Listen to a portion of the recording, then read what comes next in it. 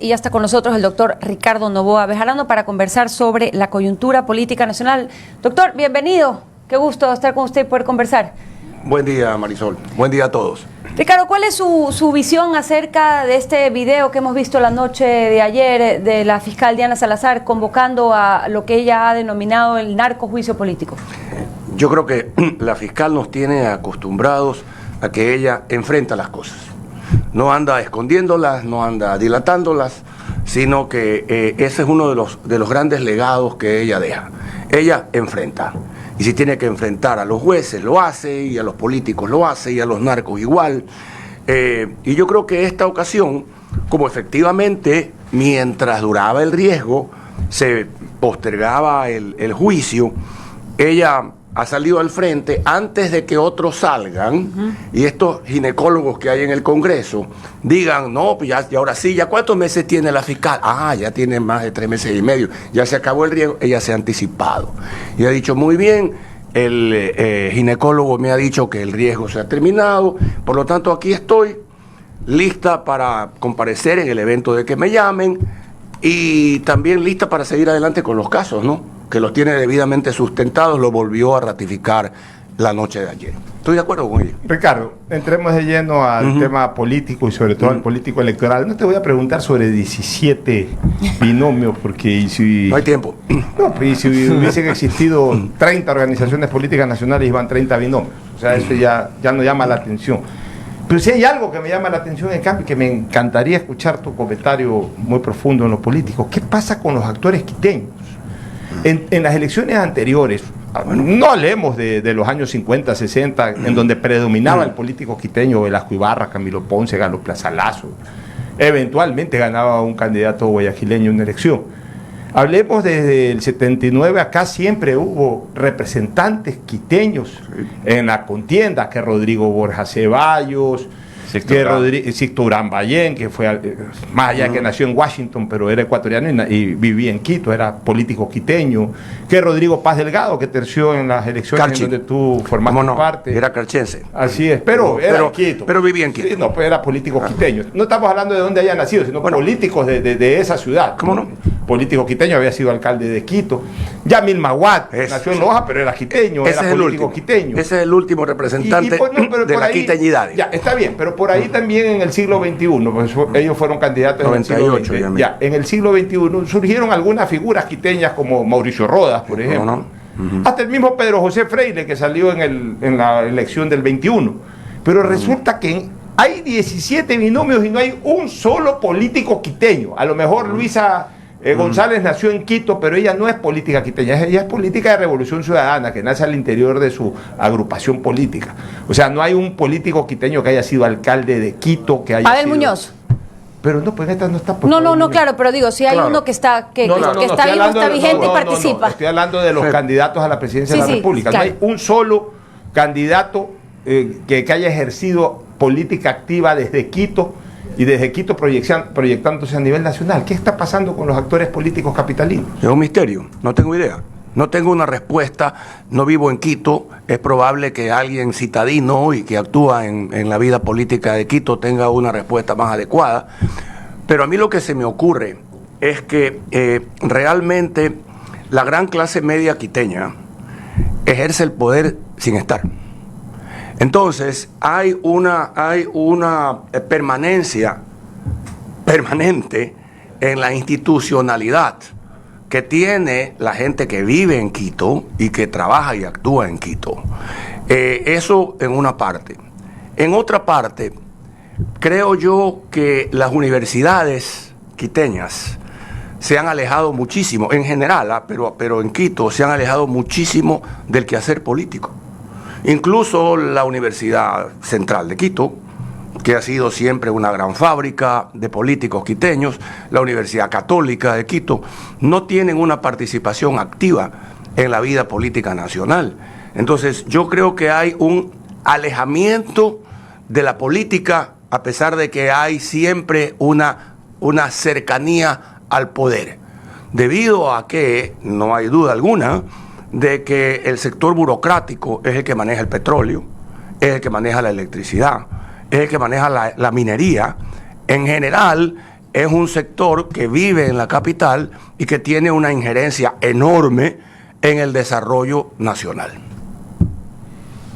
Sí, no, claro, me parece muy interesante. Y con respecto a esta pregunta de Pocho, el hecho de que la izquierda democrática haya puesto un candidato a la presidencia de la costa, a mí me parece como muy decidor, ¿verdad? Porque es el partido tradicional de Quito. Era el partido Ballena, así lo llamaba Alfredo Pinargote.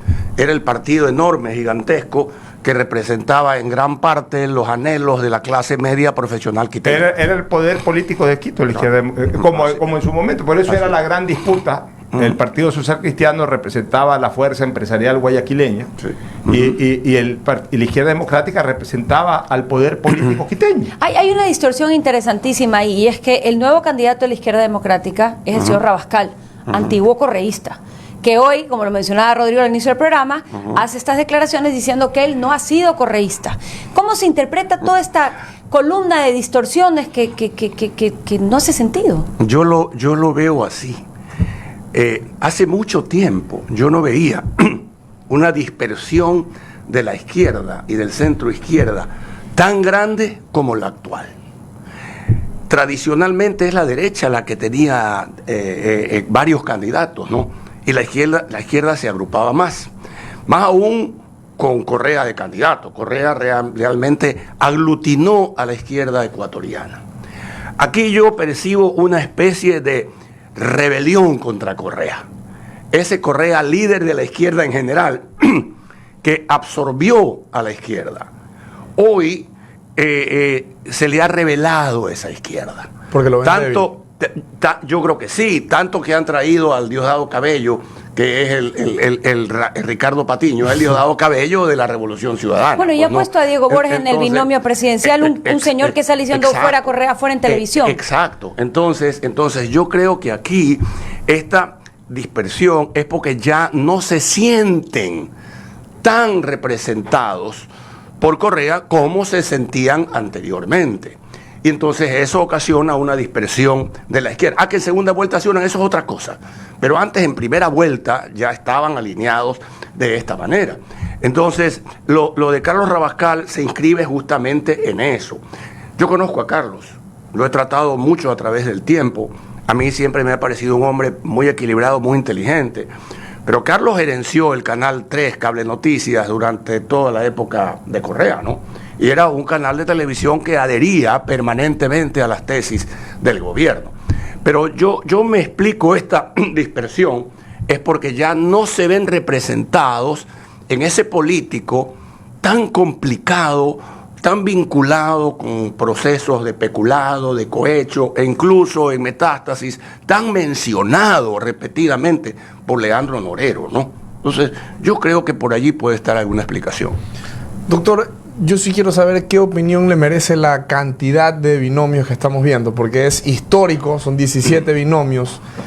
Quiero saber si le parece bien o mal. Al principio del programa comentábamos cómo, de cierta manera, el sistema democrático incentiva a que hayan tantos binomios porque cada partido político tiene que tener su candidato. Entonces, ¿cómo podemos cambiar esto? ¿Le parece que está bien, que está mal que exista tanta representación en la papeleta? ¿Cuál es su opinión? Me parece que confunde tremendamente al electorado. Pero mientras tú sigas eligiendo asambleístas en primera vuelta, esto va a continuar. Esto va a continuar porque los sectores políticos necesitan tener 1, 2 o 3 diputados en la asamblea. Recordemos que el año 1996, en las elecciones, yo participé en esas elecciones y Fabián Alarcón tenía un voto en la Asamblea Nacional, en el Congreso Nacional de aquella vez. Llegó un diputado de la Alianza, 214, y Fabián llegó y fue presidente del Congreso. Y luego fue presidente de la República. Es decir, tú siempre tienes, si tienes 2 diputados, 3 diputados, la posibilidad en el Congreso, en la Asamblea, de ser el fiel de la balanza o de tener una voz importante. Entonces, mientras eso no se corrija, y no se va a corregir a no ser que haya una asamblea constituyente, porque cada vez que hemos votado en consultas populares, esa pregunta pierde. Y esa pregunta pierde porque esa pregunta tiene una avalancha de oposición brutal por parte de los partidos políticos que quieren seguir manejando el país en propiedad horizontal y repartirse la justicia por aquí, el tribunal. Pero paradójicamente no son los partidos mayoritarios, porque a los partidos mayoritarios les convendría que sea en segunda vuelta. Usted fue asambleísta en el año 92.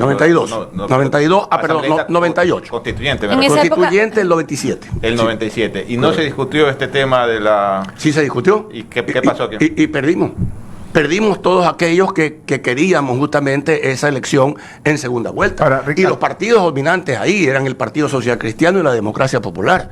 Y el Partido Social Cristiano, por ejemplo, no estuvo de acuerdo con esta posibilidad, porque se alegaba el tema de la representación y de la democracia y todo esto. Ricardo, entonces, el problema mayor hoy en día es que, como hay tantas organizaciones políticas, y hay que decirlo con la frontalidad que nos caracteriza a todos, aquí se ha tomado esto de las carreras electorales a cualquier dignidad, inclusive ahora a la de la presidencia de la República, como un aventurismo electoral. Aquí no hay elecciones presidenciales, hay aventurismo presidencial, que es otra cosa. Antes, Ricardo, tú eres a pesar de que todavía eres un hombre joven. Muchas gracias. Pero eres un político viejo. Sí, así es. Comencé temprano. Haces política desde hace algunas décadas atrás. Tú sabías que la carrera presidencial era la última etapa de un político. O sea, era una carrera. León Febres Cordero me hablaba mucho de eso. Me decía, la carrera política, Pocho, al final es la presidencia, pues tienes que hacer una carrera política. Ahora no, ahora resulta que todo el mundo quiere de entrada a ser candidato a la presidencia de la República, con el respeto que se merece el señor Tillería. ¿Quién es el señor Tillería? Es un concejal en Londres, o en algún lugar de Gran Bretaña. El señor Cueva, cuando ha opinado en un foro público sobre el tema, ahora confunden también el tema de outsider con que un candidato desconocido. No, ese no es un outsider. Para ser outsider la condición no es ser desconocido. Para ser outsider se necesita ser conocido, se necesita haber participado con opinión en política. Outsider es una persona que en ese momento puntual de la elección no estaba en el radar como candidato, que es otra cosa. Pues no que sea un desconocido, es un desconocido que no lo conocen sino en su casa a la hora del almuerzo. ¿Cómo puede ser candidato a la presidencia de la República? Entonces todo el mundo ahora se inscribe, candidatos a la presidencia, candidatos a la vicepresidencia, y han convertido a esta carrera presidencial en un aventurismo electoral presidencial, lo cual es terriblemente penoso. ¿Tu opinión? Febres Cordero me decía a mí, en la época en que nos hablábamos, Febres Cordero decía, a la presidencia se llega por las escaleras, no en ascensor. El ascensor se le puede dañar. Y es una gran verdad. Era una, como tú bien dices, era una carrera política. A veces tenías que pasar por el Congreso. El Congreso era un trapiche, el que surgía del Congreso tenía grandes posibilidades de ser presidente de la República. Eso efectivamente no ocurre más. Aquí ya uno quiere llegar de una a la presidencia de la República, sin pasar por Go ni pagar 200, como decíamos, el monopolio, ¿no? Sí. Entonces realmente ahí sí tú tienes una desvalorización de la política nacional, porque pero a ver, a mí me hablemos de las candidaturas y las tendencias al día de hoy. Ya. Al día de hoy, el candidato que va ganando es el presidente de la República, Así Daniel es. Noboa Cid. Así es. Le sigue Quien Luisa de cierta manera González. llegó por ascensor a la presidencia. No, porque fue asambleísta. Pero Él fue asambleísta. no es que tenía una amplia carrera Pero bueno, política. Pero fue a la asamblea, hizo la formación. Pero llegó por ascensor. Ahí yo discrepo, pero está bien. Sí, Ok, pero esa bueno, es tu opinión. está bien. Va Daniel Noboa en primer lugar, en segundo lugar va Luisa González, en tercer lugar puntos suspensivos, y tenemos dos candidatos ahí, Jan Topic, Henry Cucalón. La verdad es que nada está dicho, ¿no? Es simplemente lo que se puede intuir así, muy por encima, porque es muy pronto. ¿Qué efecto cree usted que tiene la inscripción tan sutil y de último momento de Jan Topic en la carrera presidencial, y cómo queda Henry Cucalón en esa escena? A ver, yo creo que es complejo. Yo pienso que la centro derecha empresarial está representada también por Francesco Tabacchi dentro de este grupo. Más o menos chance vamos a ver con el transcurso de las semanas y de los meses, ¿no? Pero sí pienso yo la irrupción de Topic en la campaña electoral en este momento sí tiene un aditamento importante, y no solamente yo creo que respecto de Henry Cucalón. Yo creo que Topic tiene un discurso muy específico en materia de seguridad, y ese discurso también es el del presidente Noboa. Entonces hay que ver ya las propuestas, ¿no? Si Tabaqui sigue hablando de la agricultura y del agro, Topic sigue hablando de la seguridad, que también es un tema que tiene el presidente Noboa. Henry Cucalón tiene que encontrar un tema importante dentro de la campaña, porque en la campaña se basa en temas, en ideas, fuerza. Si sigues con lugares comunes y hablando de las cosas de las que todo el mundo habla, pero no tienes una idea, fuerza que te identifique, te vas a terminar diluyendo. Entonces, eso en términos generales puede suceder. Que mi lectura es eso más o menos es lo que le pasó a Otto Sonnenholz en las últimas elecciones, que él no tenía un tema propio, tenía varios temas, digamos, y entonces se diluyó. Ahora, Ricardo, en una carrera electoral presidencial, de cualquier ídole, pero hablemos de la presidencial, es más o menos como las maratones, las que participaba Jefferson Pérez, ahora Daniel Pintado, que está de moda. No es que sales desde el vamos y tienes que ser primero. Generalmente esos que le llaman espontáneos se quedan en los 3-4 kilómetros y ya los comienzan a pasar. Tú lo que tienes que estar en ese tipo de competencias en el pelotón en el pelotón ahí, el pelotón que lidera, cuarto, quinto, en ese pelotón que lidera, pero ahí, marcándoles el ritmo, y sabes cuándo acelerar y cuándo llegar. Es lo mismo en la carrera presidencial. En la carrera presidencial, quien pretende ser candidato a la presidencia con éxito, por lo menos en este caso tiene que convertirse en la tercera opción. O sea, no necesariamente arrancar siendo la primera opción. Sobre todo cuando o no es presidente o no es el líder de la oposición, porque generalmente ¿quiénes son los que arrancan primero en una contienda electoral? El que representa al gobierno y el que representa a la oposición. Pero ahí siempre aparece una tercera vía, la que le llaman, o la tercera opción. Y nosotros no hemos visto una tercera opción hasta el momento. Hasta el momento no la hay. Por eso es que también están altos los números del gobierno y de quien lidera la oposición, que es el correísmo. Esa tercera opción no aparece. Como no aparece esa tercera opción, siguen altos los que están polarizándola. En el momento en que aparezca esa tercera opción, posiblemente comiencen a descender en mayor o en menor grado los que están arriba. Para ti, ¿quién se perfila como esa tercera opción? Yo creo que no hay tercera opción en la izquierda. Ninguno de los... Ahí no lo veo como tercera opción. ¿Usted no cree que Topic pudiese cautivar votantes de la Revolución Ciudadana? Yo no creo. Yo creo que Topic está claramente identificado con una vocación empresarial, como un hombre de negocios, un hombre tecnológico. Yo creo que él está claramente en el centro o hacia el centro derecha. Entonces, y yo creo que Leonidas Issa tendrá una votación cautiva en el sector indígena y alguito más. Pero yo lo que sí saludo en Leonidas Issa es que se haya lanzado. Al fin se lanzó, pues, ¿no? Sí. Vamos a ver cuántos votos tiene, pues. Vamos a ver si después de una votación en la cual a lo mejor queda, no sé, pero me aventuro a decir 14º, 15º. Pero también puede quedar 3º o 4º. No sabemos. Yo no lo creo. Yo creo que es muy difícil que un anarquista como Leonidas Issa, una persona que casi incendia Quito en un momento dado, pueda tener una alta votación. Saludo que se lance. Es que es muy bueno para la democracia, porque para próxima revuelta la gente dice, a ver, pero usted tiene legitimación de 2 puntos, 3 puntos. Pero también puede tener legitimación de 17, 18, 20 puntos. O sea, uno no lo sabe. Lo vamos a ver. Entonces ese es el Ecuador. En los debates saldrá. Yo creo que la tercera opción dentro del espectro del centro derecha estará entre Topic, Henry Cucalón y Tabaqui. Yo creo que ahí es donde tendrá que dilucidarse cuál de ellos puede ser una opción alternativa frente a un presidente que es un hombre joven, es un hombre dinámico, es un hombre que trabaja y que ha aportado con ideas interesantes dentro del periodo que tiene, ¿no? Para ti en este momento, más peso en el, ¿cómo se llamaba este juego? Guingiringongo, ¿no? Sí, debe ser entre dos nomás. Por eso, no sé si le siguen diciendo así, todo ha cambiado. Más peso en el guingiringongo, más peso o más contrapeso en el guingiringongo tiene el presidente Noboa que Luisa González. Yo creo que sí. Porque tú estás mencionando, pero es que le puede hacer ruido a la campaña de Noboa versus para ti ni siquiera Issa le hace ruido a la campaña de Luisa González. Yo creo que en el centro izquierda sinceramente, las candidaturas son absolutamente desconocidas la mayoría. Pero ¿usted no cree que La José Serrano mayoría. le puede quitar votos a Luisa González, por ejemplo, entre la fanaticada de la Revolución Ciudadana?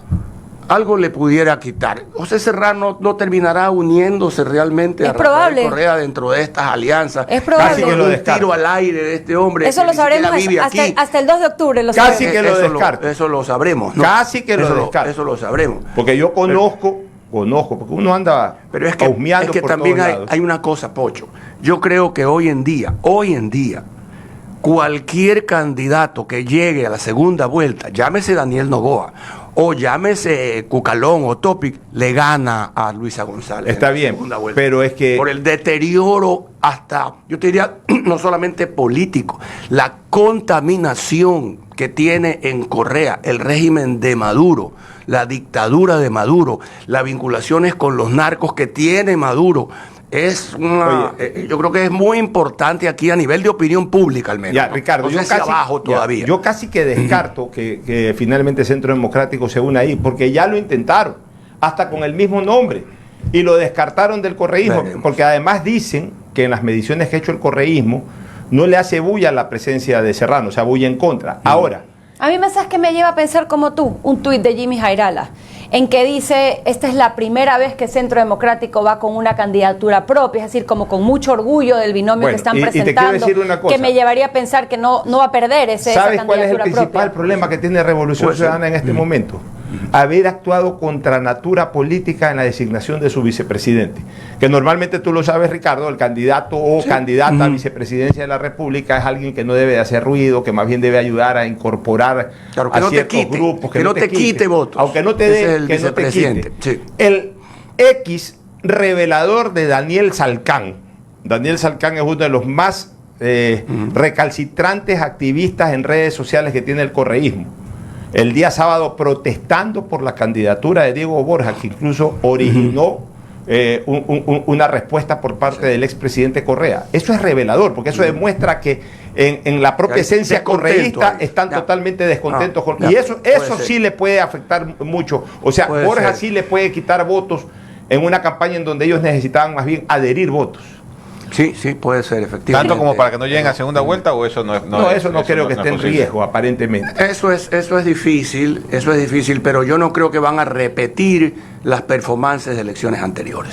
Ricardo, una última pregunta de mi parte. Estamos hablando, sé que ya o sea, la fecha se cumplió, el plazo se cumplió para el cierre del bloque 43 ITT. Con respecto de eso, el ministro de Finanzas ha dicho que van a empezar el proceso, pero que va a tomar años, que no va a poderse cumplir Cerrarse. con el plazo Así estipulado por la Corte. ¿Cómo queda el gobierno frente a eso? Ese bloque no se puede cerrar. Aquí hay que hacer otra consulta. Y hay que explicar bien.